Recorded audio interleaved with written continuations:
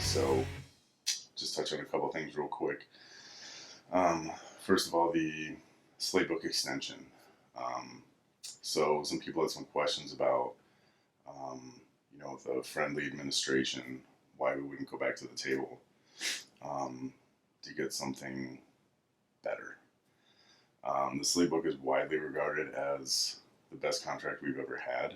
Um, some people actually thought that it was too good when it came out, and then at the end, the pendulum would swing back, and the agency would start snapping back a bunch of this stuff. So a 4-year extension is actually a really good outcome.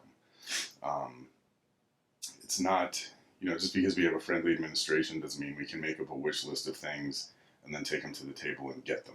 It's still a negotiation, so there's still going to be things that we would have to give up to get something new or better, as it were. So that's the idea behind the extension. For those that don't know, it was set to expire next July, and it's been extended 4 years till July of 2026. So all the 1.6s every June raises are still there, and all the other protections that it has. So if you have any further questions about any of that, feel free to reach out to the leadership team, and we can help out with that. The other thing I wanted to touch on quickly is the watch schedule. Everybody going back to the basic watch schedule June 6th. So what that doesn't mean is that before June 6th, anything has to happen. If there are staffing needs at the facility prior to June 6th that need to be addressed, then they should be. June 6th, it's basic watch schedule. So you have a contract and your facility has an MOU. And those things are what need to be used to post the schedule now. So that doesn't mean there's nothing that says every single schedule has to be posted to the agreed upon shift guideline numbers.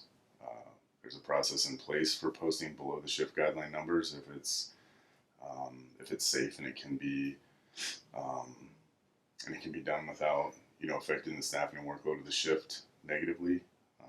There's a process in place for that. So, but there are things to think about as far as the staffing and workload of the shift. We've got recurrent training coming up, refresher training coming up, training,